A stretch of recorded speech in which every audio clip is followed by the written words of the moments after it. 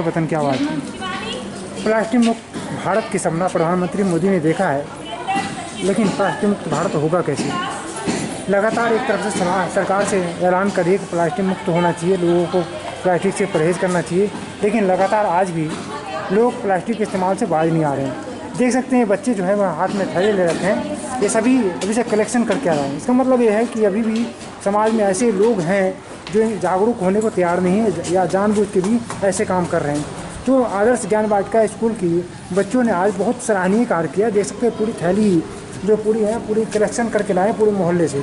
तो इनके टीचर हैं, उनसे जानना चाहते हैं हम कि आखिर इनका क्या माने। मैडम, आप लोगों ने एक तो सबसे पहले सराहनीय कार्य किया, तो वतन की आवाज़ की तरफ से आप सभी का शुक्रगुजार हूँ और धन्यवाद देता हूँ आपके स्कूल को। तो चलिए कि आप लोगों ने कैसे कलेक्शन किया, कैसे योजना है आपके दिमाग में इन चीज़ों की? देखिए, हम लोग कई बार देखते हैं कि प्लास्टिक यहाँ पड़ी है, वहाँ पड़ी है, और पूरी की पूरी नालियाँ जो है ब्लॉक हो गई। सबसे ज़्यादा प्लास्टिक से जो है यहाँ की नालियाँ ब्लॉक हो जाती हैं। तो इसके लिए हमारे स्कूल के टीचर्स ने एक सुझाव दिया कि हम एक ऐसा अभियान चलाएं कि जो बच्चों को हम जागरूक कर सकें कि वो प्लास्टिक का कम से कम इस्तेमाल करें, और जो प्लास्टिक बाहर इस्तेमाल हो गई है उसको इकट्ठा करें। तो आज जो है 21 फरवरी को नोएडा की तरफ से भी प्लास्टिक मुक्त भारत अभियान चलाया गया। तो आदर्श ज्ञान वाटिका स्कूल ने भी उसमें पार्टिसिपेट किया, भाग लिया। हमारे बच्चे जो हैं रविवार का दिन होने के बाद भी स्कूल में आए और हमारे साथ में सहभागिता की। सभी अध्यापक भी जो हैं वो हमारे आ गए हैं, कुछ अभी हमने भेज दिए हैं, नहीं तो हमारा बहुत जो बच्चे थे करीब 100 से ज़्यादा बच्चे और 20 से ज़्यादा टीचर्स थी जो इस अभियान में भागीदारी दे रही थी।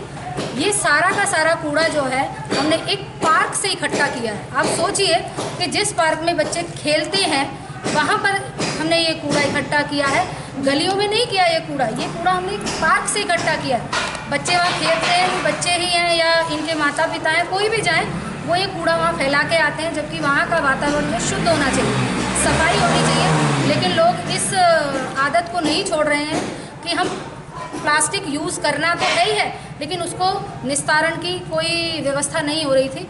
तो ये हमने अथॉरिटी को सौंपेंगे। ये जो कूड़ा है हमने इकट्ठा किया है, और भी है हमारे पास, लगभग ऊपर रखा हुआ है, लगभग 100 किलो से ज़्यादा कूड़ा और है जो कि कल अथॉरिटी की गाड़ी लेके जाएंगी।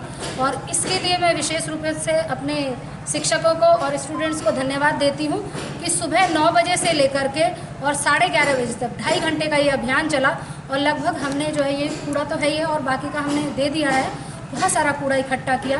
तो मेरी आप सभी से, जो भी मुझे देख रहे हैं, सुन रहे हैं, तो मेरी आप सभी से प्रार्थना है कि सिंगल यूज़ प्लास्टिक कम से कम यूज़ की जाए, इस्तेमाल की जाए, और अगर आप इस्तेमाल करते भी हैं कहीं बहुत आवश्यक है तो उसको सही तरीके से डस्टबिन में डालें, जिससे कि उसका निस्तारण किया जाए। हमें एक ही सवाल उठते हैं कि बार बार नोएडा प्राधिकरण हो या भारत सरकार सभी कार्यक्रम चलाते हैं, आप लोग स्कूल वाले हैं, आपने भी बहुत अच्छा कार्यक्रम चलाया, लेकिन उनकी सवाल लोगों की है कि आखिर इंडस्ट्री क्यों नहीं बंद की जाती है जहाँ से प्लास्टिक बन के आते हैं? देखिए सर, मेरा मानना है वो बात आपकी सही है कि इंडस्ट्री क्यों नहीं बंद की जा सकती, तो ये भी काम होना चाहिए। लेकिन जब डिमांड होगी तो सप्लाई होगी ही होगी, सही तरीके से नहीं होगी, गलत तरीके से होगी। तो ये डिमांड को ख़त्म करना है, सप्लाई अपने आप रुक जाएगी, ज़रूरत ही नहीं पड़ेगी बनाने की। जब हम बच्चों को जैसे सब्जी लेने जा रहे हैं, हम इनमें अवेयरनेस, क्योंकि भविष्य है भारत का, अगर इन्हें सिखा देंगे कि आपको जो है सिंगल यूज़ प्लास्टिक इस्तेमाल नहीं करनी है, तो ये लोग नहीं लेंगे। अब जैसे हम सब्जी लेने जा रहे हैं तो हम 10 सब्जियां लेते हैं तो 10 ही पॉलीथीन हमारे हाथ में होती है। अगर हम बच्चों को, ये बच्चों की बात पेरेंट्स भी मानते हैं, बच्चे पेरेंट्स की बात माने या माने, लेकिन आज के समय में बच्चों की बात पेरेंट्स भी मानते हैं, बड़े भी मानते हैं। तो अगर हम इनको, अपने पेरेंट्स को ये थैला बार बार पकड़ाएंगे कि सब्जी आपको पॉलीथीन में नहीं लानी है, थैले में लानी है, तो इस तरीके से हम जब डिमांड को ख़त्म कर देंगे, मांग को ख़त्म कर देंगे, तो आपूर्ति को भी कम किया जा सकता है। नहीं, लेकिन मेरा सवाल है कि जब आप लोगों के स्तर पे, जन समूह के स्तर पे कार्यक्रम होता तो डिमांड खत्म हो जाए, लेकिन जब इस योजना को सरकार चला रही है तो क्या सरकार तो इंडस्ट्री बंद कर सकती है? उन्हें पता है कहाँ से प्लास्टिक बनते हैं, और ये छोटी मोटी इंडस्ट्री तो होता नहीं है कि आपने 2000 का कारखाना लगाया बना दो।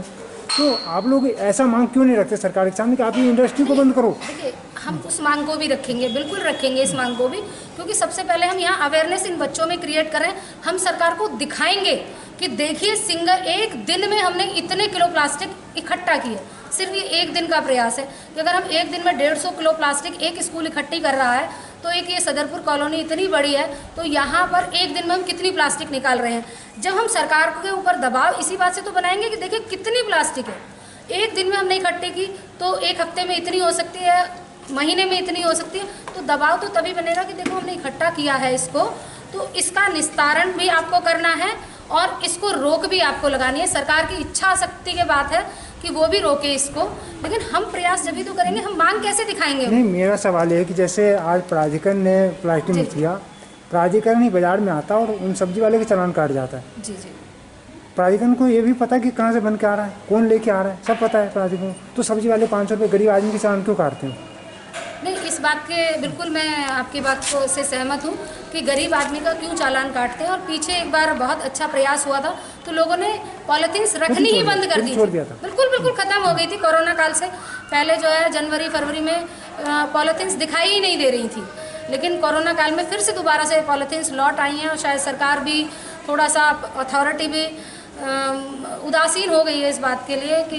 अच्छा, लास्ट सवाल, बच्चे प्लास्टिक के टिफिन में खाना लेके आते हैं आपके स्कूल में, आप उनसे क्या कहना चाहेंगे? जी बिल्कुल, देखिए ये अवेयरनेस जो है ना एक दिन में नहीं आती है, क्योंकि सिंगल यूज़ प्लास्टिक का जो इस्तेमाल है वो धीरे धीरे बढ़ा है। जैसे मैं अगर अपना बचपन याद करूं तो हम लोग स्टील के टिफ़िन में खाना लेकर के आते थे, कोई प्लास्टिक नहीं थी, हम थैले लेकर के चलते थे, गोलगप्पे भी लेने जा रहे हैं बाहर से कुछ खाना भी तो हम स्टील का बर्तन लेकर के जाते थे, ये फैक्ट है।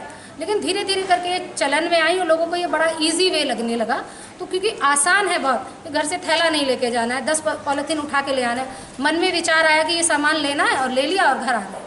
पहले नहीं होता था, पहले प्लान करके जाते थे कि चीनी लेकर के आनी है तो थैला जाता था।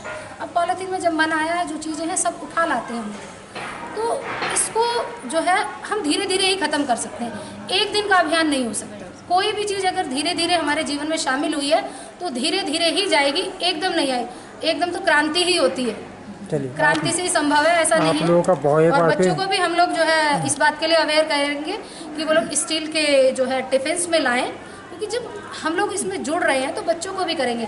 प्लास्टिक की बॉटल की जगह हम लोगों ने स्कूल में ही RO वगैरह की व्यवस्था की हुई है कि तो आप अपना स्टील का ग्लास लेकर के आएँ, उसी से पानी पिएँ, कम से कम पानी का जो है खपत भी कम होगी और ख़राब भी कम। जल भी तो बचानी है। जी बिल्कुल बिल्कुल, जल भी बचानी। एक बार फिर आप लोगों का बहुत बहुत आभार, धन्यवाद कि आप लोगों ने इस योजना को आगे बढ़ाया और सरकार की मदद की और सरकार से आपने अपनी बात भी रखी है। जी बिल्कुल, तो आप लोगों का बहुत बहुत आभार। वतन की आवाज़ में